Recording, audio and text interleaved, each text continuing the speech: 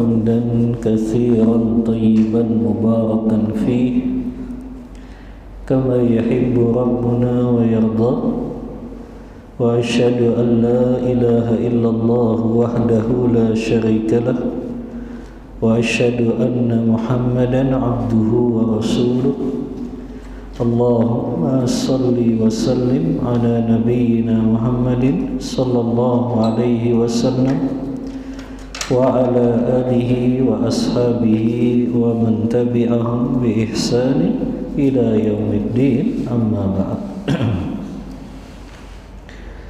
Ikhwani fillah rahimani wa rahimakumullah, bapak-bapak yang dirahmati oleh Allah Subhanahu wa taala.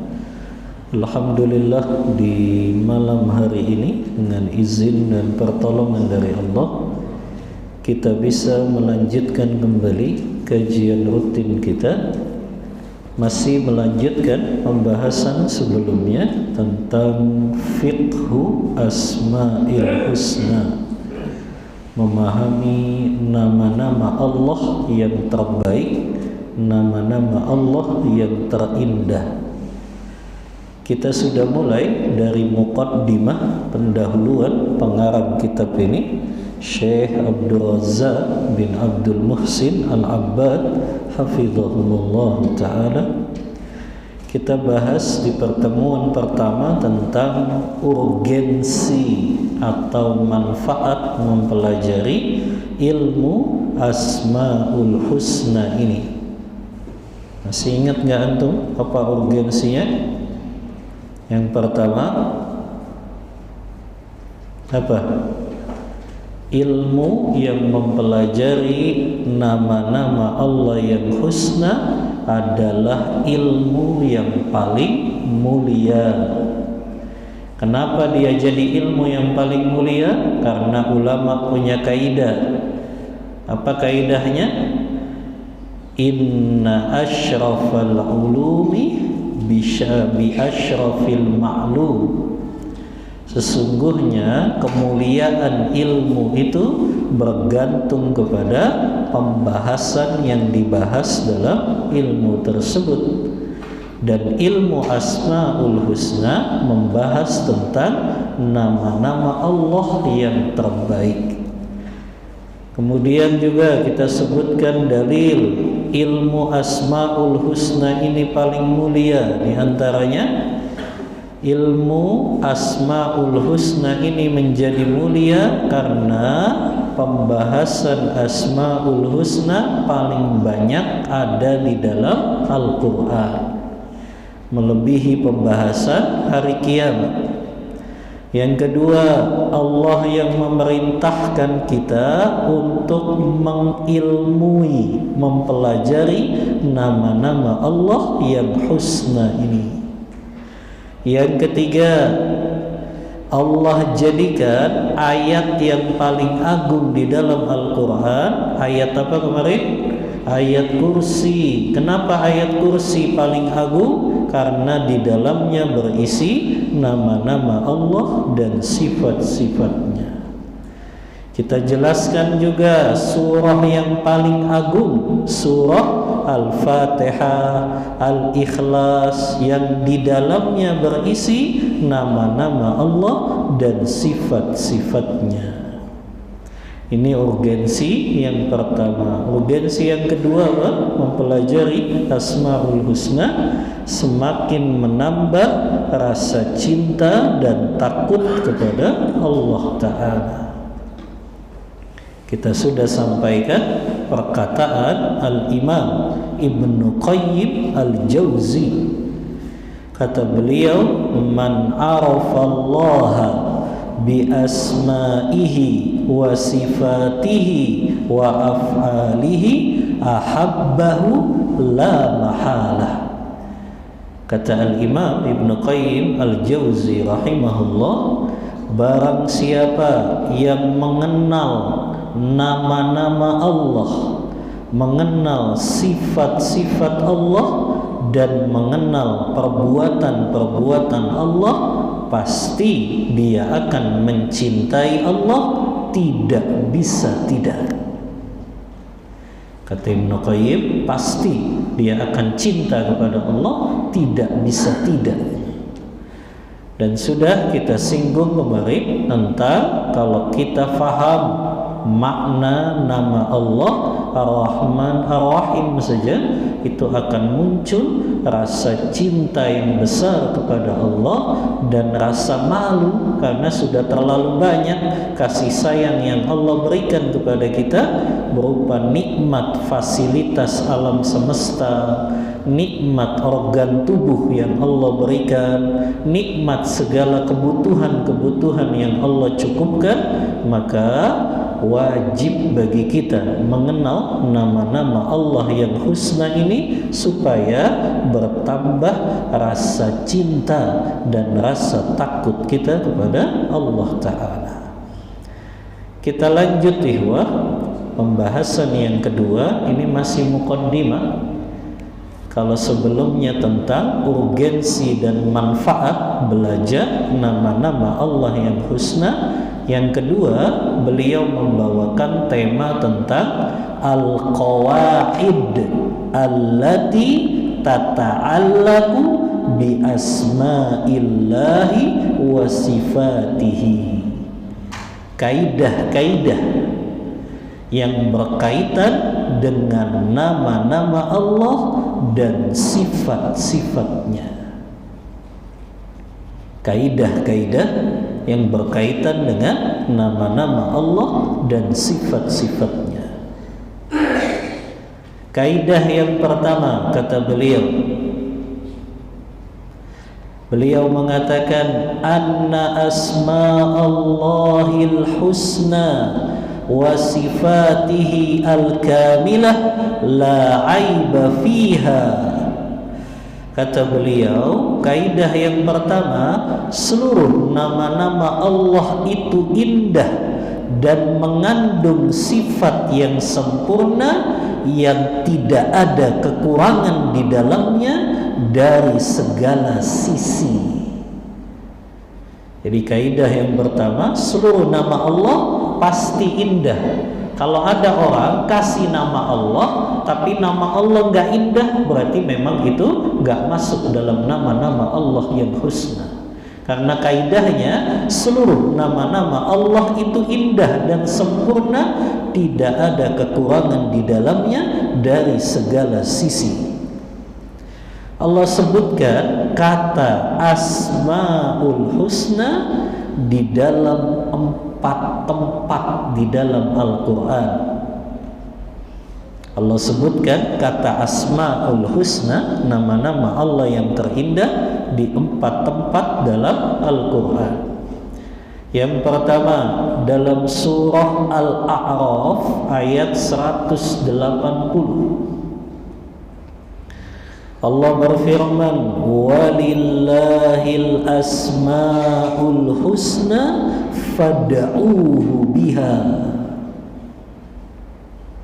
Hanya milik Allah nama-nama Allah yang terindah itu, maka berdoalah kepada Allah dengan menyebut nama-nama Allah yang husna itu.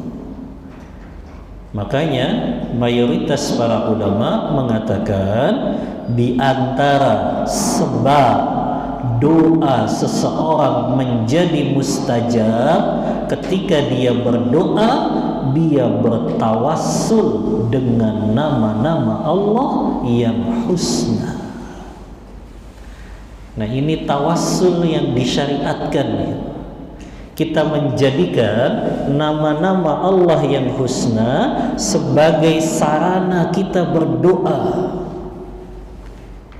Jadi sebelum kita menyampaikan hajat dan kebutuhan kita, kita tawassul dulu tuh dengan nama-nama Allah yang husna ini. Allahumma la ilaha illa anta al-ahadus samad. Allahumma la ilaha illa anta al-hayyu wal qayyum. Jadi kita tawassul dengan nama-nama Allah ketika berdoa, itu menjadi sebab mustajabnya doa hamba tersebut. Makanya Allah perintahkan dalam ayat ini, walillahil asmaul husna fad'uuhu biha. Hanya milik Allah nama-nama Allah yang terindah, maka berdoalah dengan menyebut nama-nama Allah yang husna ini. Yang kedua, Allah sebut kata asmaul husna dalam surah Thaha ayat 8. Dalam surah Thaha ayat 8 Allah Ta'ala berfirman, Allahu la ilaha illahu lahul asmaul husna. Kata Allah, dialah Allah yang tidak ada sesembahan yang berhak disembah kecuali hanya Allah saja, dan dia memiliki nama-nama yang terindah. Ini Allah sebut dalam surah Thaha ayat 8. Yang ketiga, Allah sebut kata asmaul husna dalam surah Al-Hasyr ayat 24. Allah berfirman, Huwallahul khaliqul bari'ul musawwiru lahul asmaul husna. Dialah Allah yang maha mencipta, yang maha mengadakan, yang maha membentuk rupa, yang memiliki nama-nama Allah yang terindah. Ini yang ketiga dalam surah Al-Hasyr ayat 24. Yang keempat, Allah sebut kata asmaul husna dalam surah Al-Isra ayat 110. Allah berfirman, Qulid'ullaha awid'ur rahman. Kemudian kata Allah, ayyama tad'u falahul asmaul husna. Kata Allah, berdoalah kalian dengan menyebut nama Allah dan menyebut nama Ar-Rahman. Dengan nama yang mana saja kamu berdoa, dia memiliki nama-nama yang terindah. Allah sebut kata asmaul husna dalam 4 tempat di dalam Al-Quran, dan ini kaidah yang pertama, seluruh nama Allah itu indah dan menunjukkan kesempurnaan nama dan sifat-sifat Allah.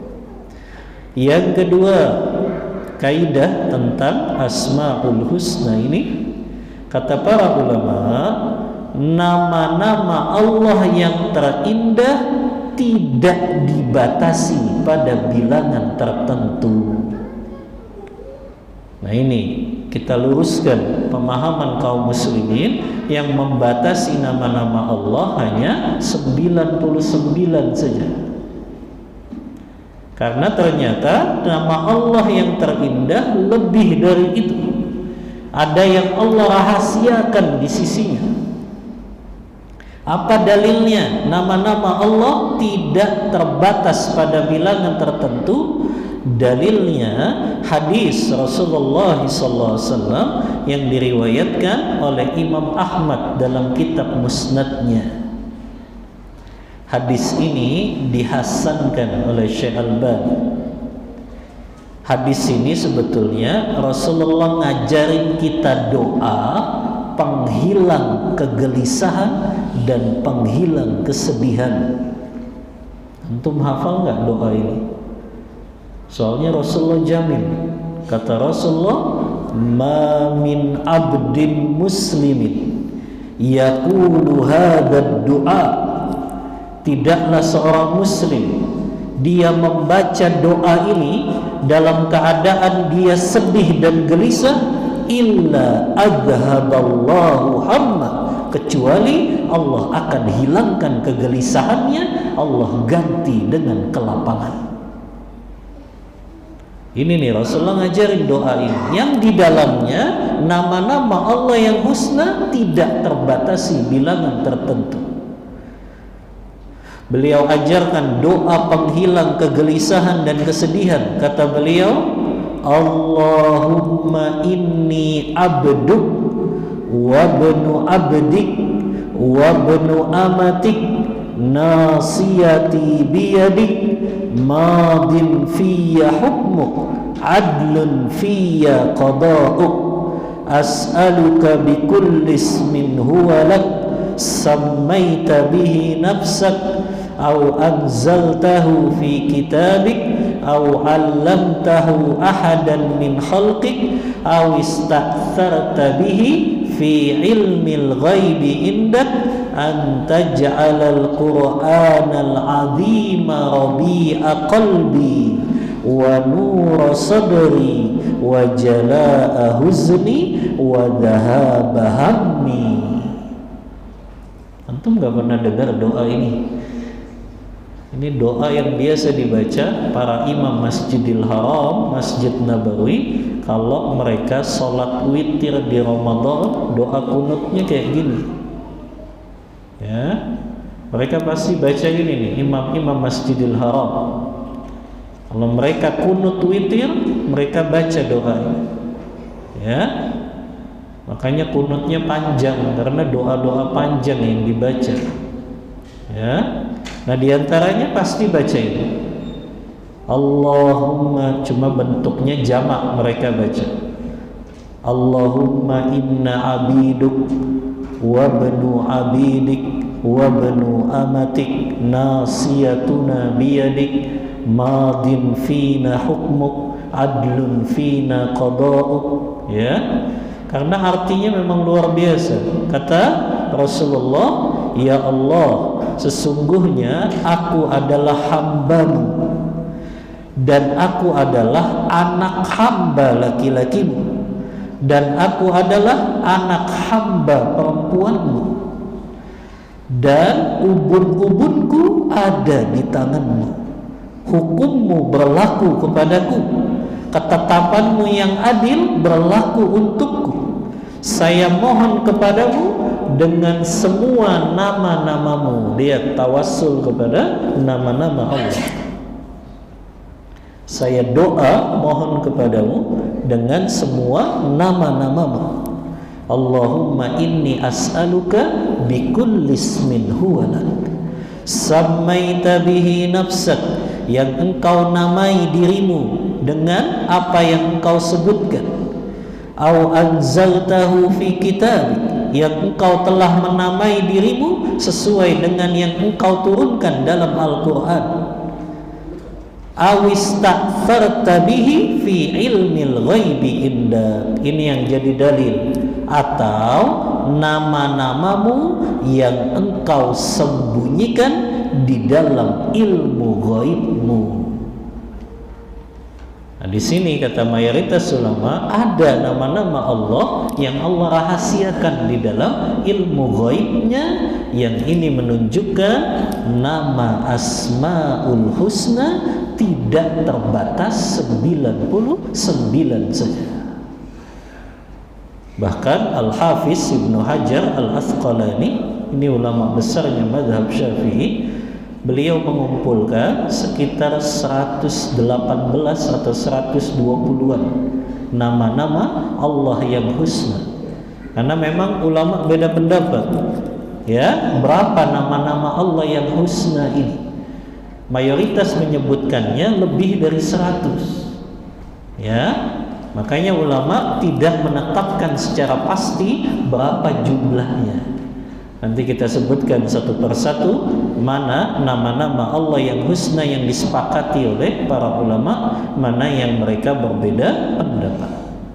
Tapi kaidah yang kedua, nama-nama Allah yang husna tidak terbatas pada bilangan tertentu. Yang ketiga, nama-nama Allah yang husna berdasarkan makna kandungannya terbagi menjadi 4 macam. nama-nama Allah yang husna berdasarkan maknanya, makna kandungannya terbagi menjadi 4 macam. Yang pertama, ada nama-nama Allah yang husna yang menunjukkan sifat dzatiyah Allah Ta'ala. Antum belajar nih, sifat-sifat Allah itu ada yang sifat dzatiyah, ada yang sifat fi'liyah. Nanti kita jelaskan. Nah, yang pertama, nama-nama Allah itu ada yang menunjukkan sifat apa? Dzatiyah. Apa itu sifat dzatiyah? Sifat yang selalu melekat bersama Allah Ta'ala. Artinya sifat itu bukan berdasarkan kehendak Allah, tapi selalu melekat pada zat Allah Ta'ala. Saya kasih contoh. Sifat Allah As-Sami' Al-Basir. Sifat Allah yang maha mendengar, yang maha melihat, itu selalu melekat pada Allah. Apalagi sifat Allah Al-Qawi, maha kuat. Sifat Allah Al-Alim, maha mengetahui. Itu sifat yang selalu melekat pada zat Allah Ta'ala, bukan berdasarkan kehendak beliau, yang kalau Allah kehendaki Allah punya sifat itu, tapi kalau Allah nggak kehendaki Allah nggak memiliki itu. Nah, nanti ada namanya sifat fi'liyah yang seperti itu. Jadi sifat zatiyah, sifat yang selalu melekat pada diri Allah Ta'ala. Sifat itu nggak akan hilang selama-lamanya pada diri Allah. Sifat dzatiyah. Yang kedua, baru antum tahu pembedanya dzatiyah ini. Ada nama Allah yang menunjukkan sifat fi'liyah. Apa itu sifat fi'liyah? Sifat fi'liyah, sifat yang berkaitan dengan kehendak Allah Ta'ala. Seperti apa contohnya?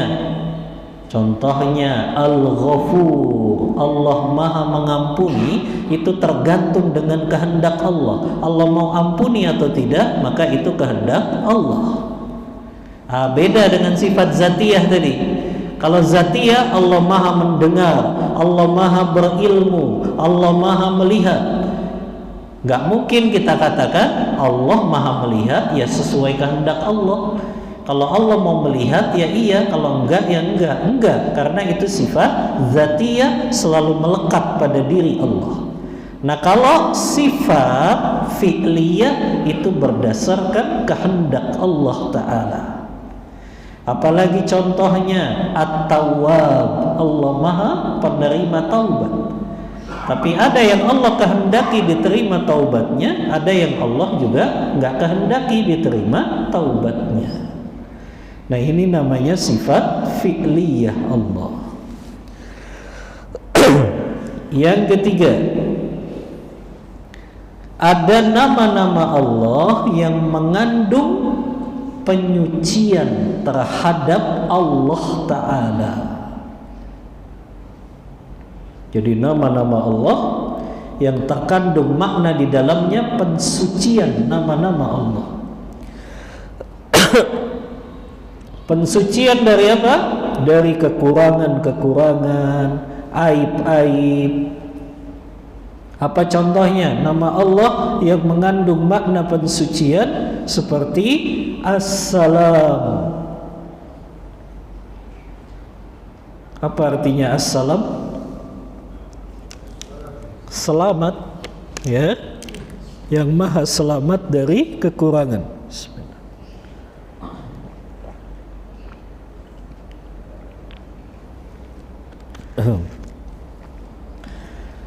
As-Subuh, yang maha suci. Makanya dalam bacaan ruku atau sujud juga Rasulullah ajarin Subuhun Kudusun, ya.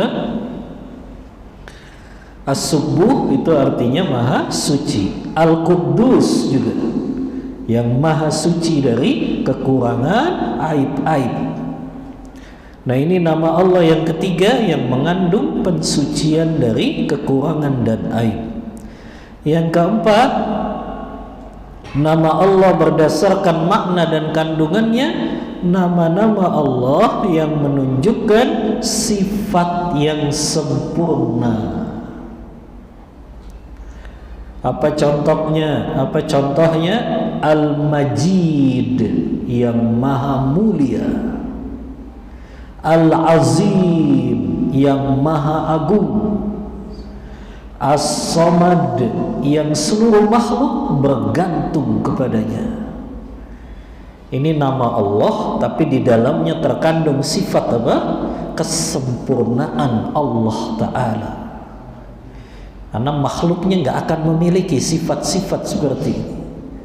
Yang maha agung, yang maha sempurna, yang maha seluruh makhluk bergantung kepadanya.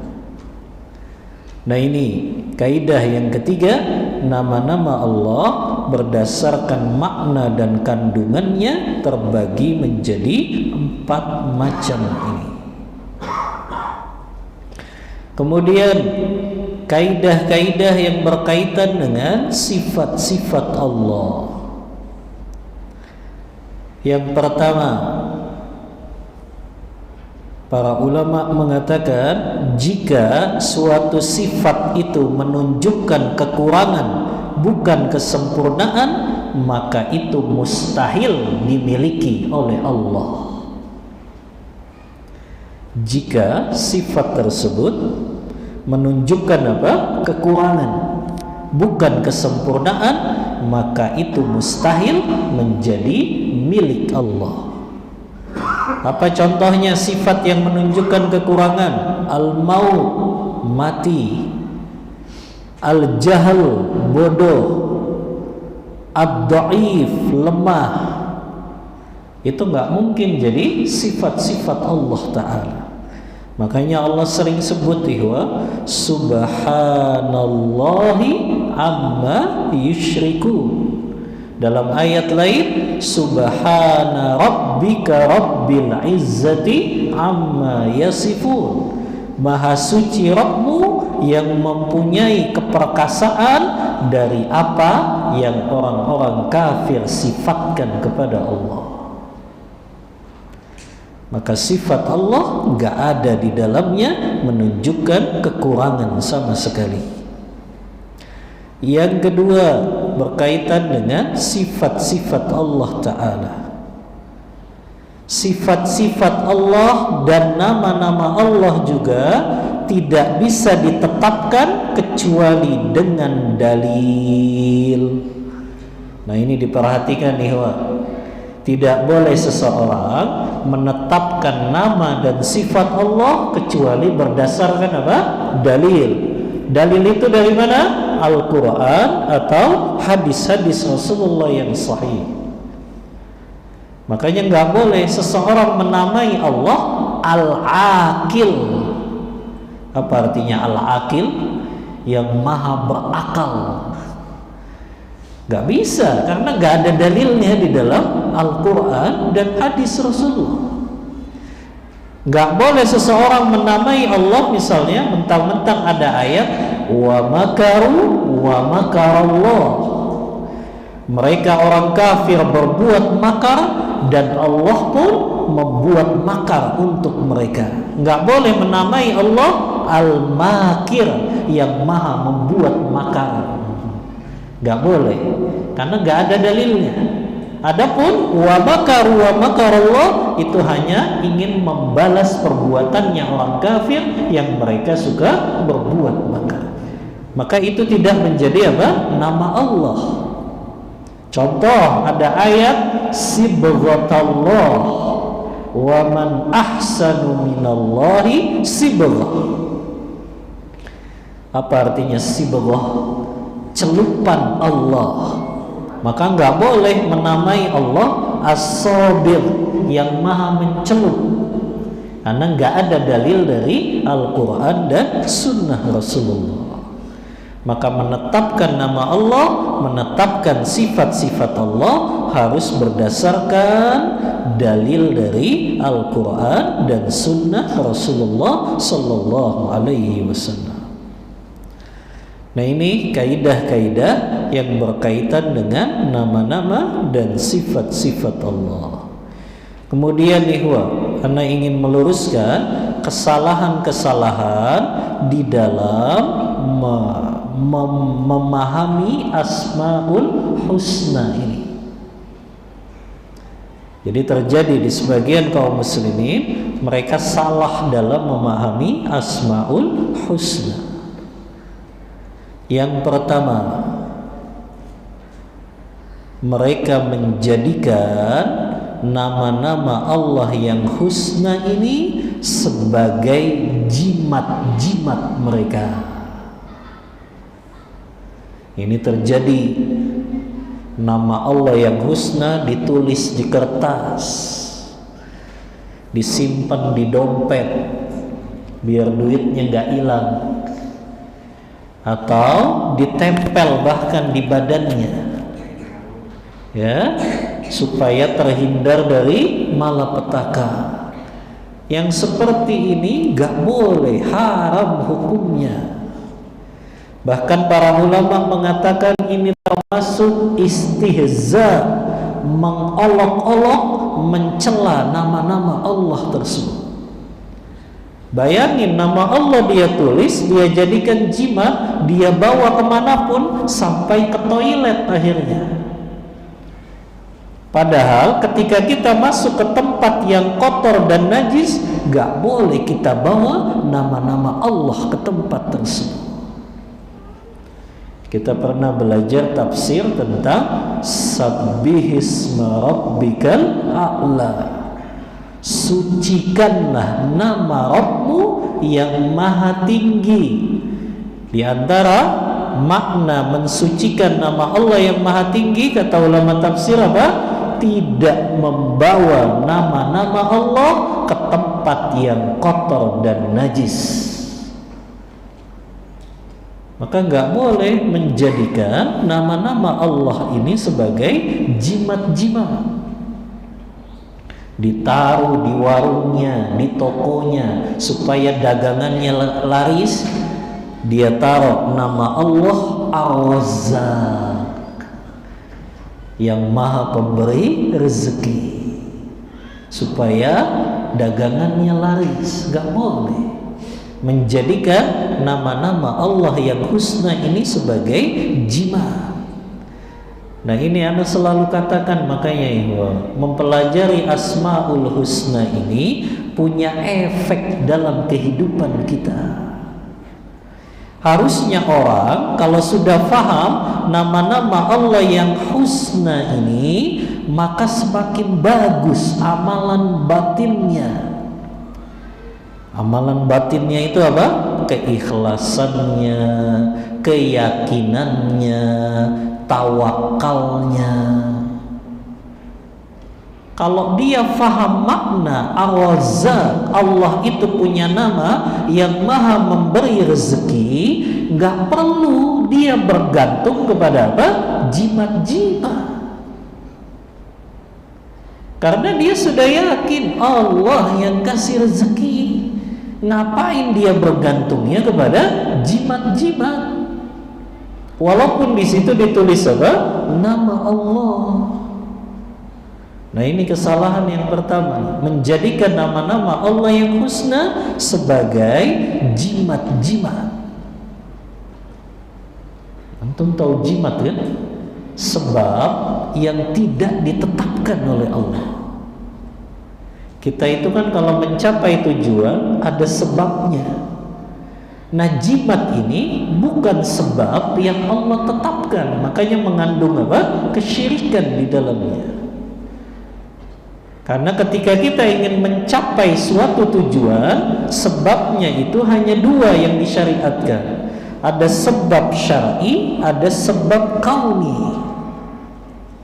Ada orang sakit, dia pengen sembuh, maka dia boleh menempuh salah satu dari dua sebab ini. Apakah sebab kauni atau sebab syar'i?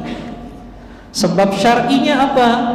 Dia minum madu, dia minum air zam-zam, dia makan 7 butir kurma ajwa setiap pagi, dia bacakan Al-Fatihah ke seluruh tubuh yang sakit tersebut, atau dia ruqyah.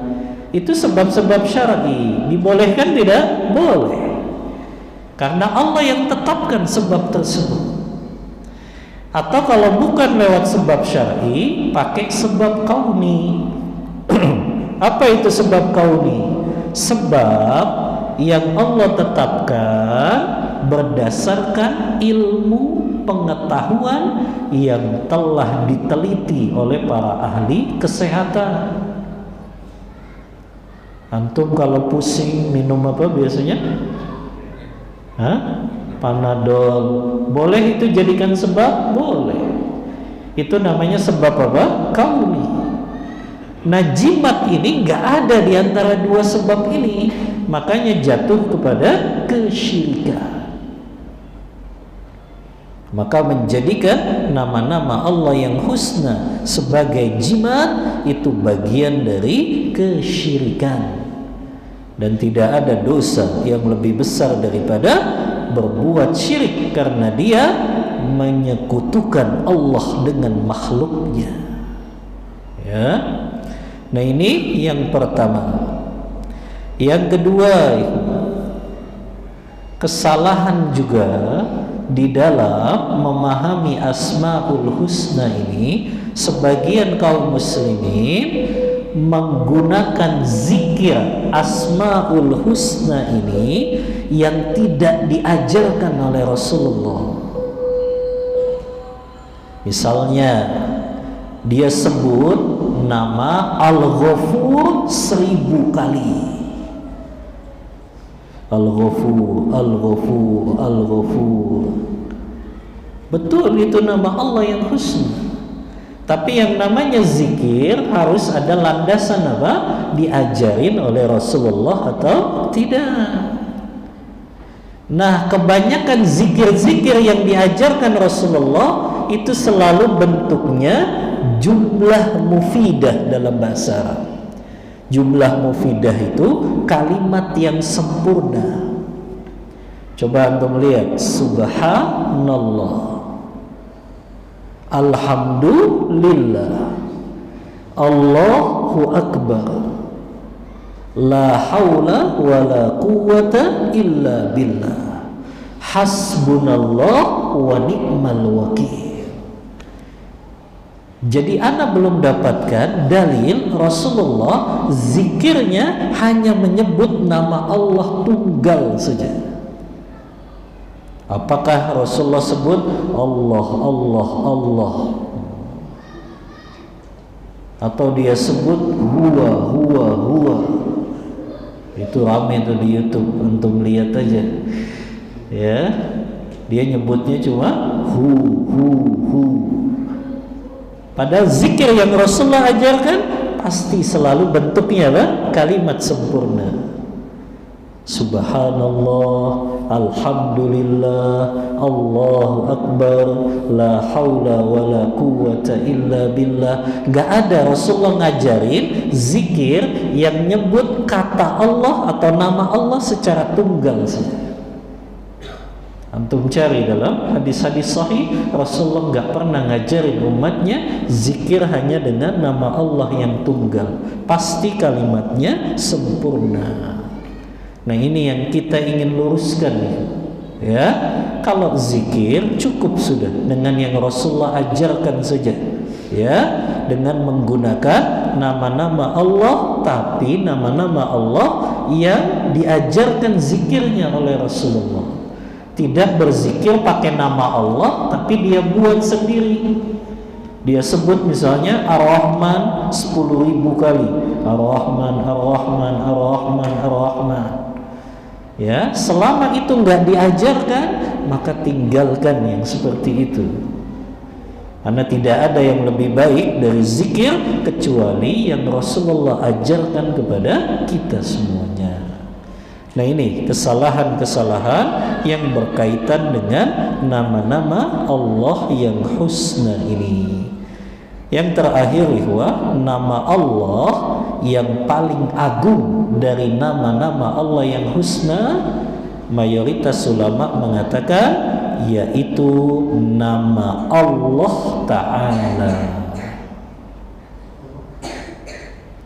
Jadi dari nama-nama Allah yang terindah itu, yang paling agung menurut mayoritas ulama, nama Allah. Antum tahu nggak nama Allah disebut dalam Al-Quran berapa kali? Lebih dari 2200 kali.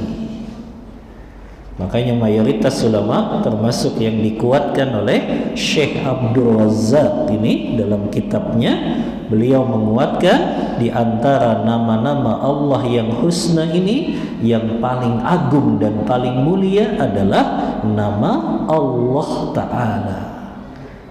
Di antara dalilnya karena nama Allah paling banyak Allah sebut di dalam Al-Quranul Karim, lebih dari 2200 kali.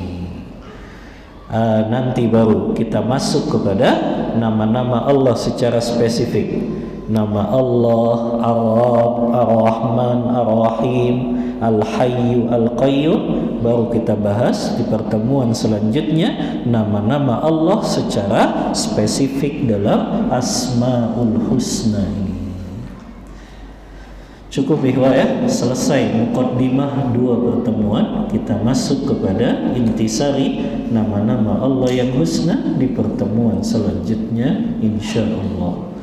Wallahu ta'ala a'lam bissawab. Untuk kajian kita cukupkan kita tutup kajian kita membaca doa kafaratul majlis. Subhanakallahumma wa bihamdika asyhadu an la ilaha illa anta astaghfiruka wa atubu ilaik. Walhamdulillahi rabbil alamin. Wassalamu alaikum warahmatullahi wabarakatuh.